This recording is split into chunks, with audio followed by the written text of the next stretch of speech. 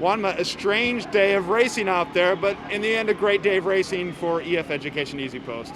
Chaotic day, right? Yeah.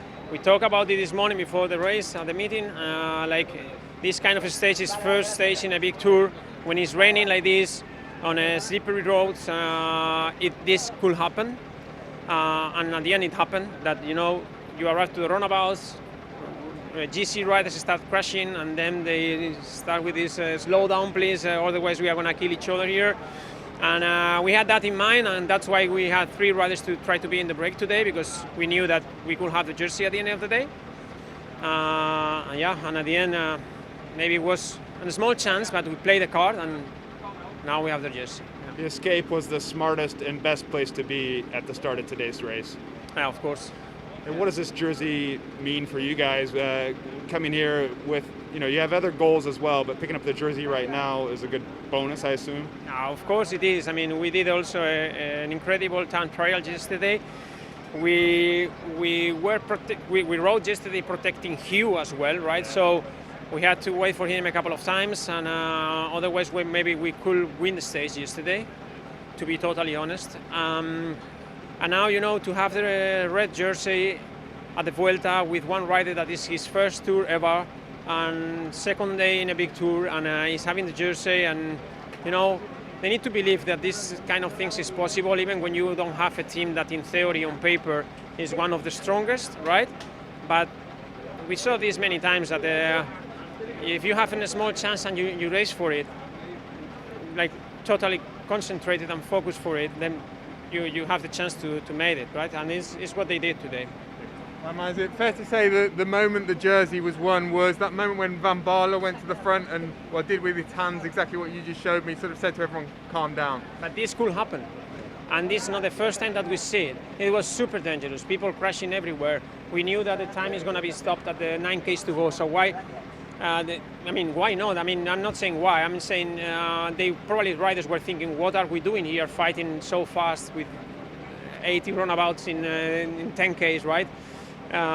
We are risking for what, right? And so they probably, start thinking about, okay, but what are we doing now? We can lose everything.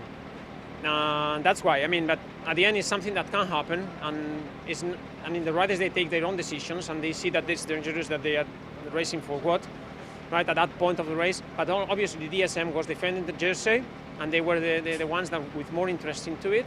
But they had also riders crashing, red jersey crash, another 2 riders, they had a mechanical in the downhill. When they were coming back, one of them crashed.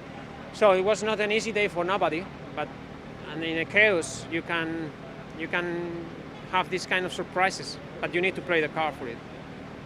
Just finally, Andrea Piccolo is a guy who turned pro really young. It didn't really work out that well initially, and then the last year or so he's had a lot of really good performances, but he's still quite kind of inconsistent. Just talk to us a little bit about him as a rider. It's the adaptation also to the category as well. Last year we saw him super good in the one-day races everywhere, in the States, in Italy. He was strong. This year it's true that he didn't have. He couldn't find his condition, right? Let's say like that. And but now in the last couple of months, like 1 month ago, we will see him growing up again, coming back, and that's why he's here, right? Because at the end, if he was not ready for the Vuelta, he wouldn't be here. So that's why he's here, and he had the chance today, and I was a little bit scared when he got dropped on the first climb, because in the breakaway, in the beginning there were 3 riders, and he got dropped, 4 riders, and it was like, what is going on? And he had a problem with the rain jacket, so luckily was that the problem and not the legs. I haven't seen the time gaps yet, but is it too much? Are we dreaming to think that he could maybe keep the jersey in Arinsal? I don't think so. It's going to be a big fight tomorrow between the GC guys. Probably he's going to have the jersey by 10 seconds maximum, I don't know, something like that.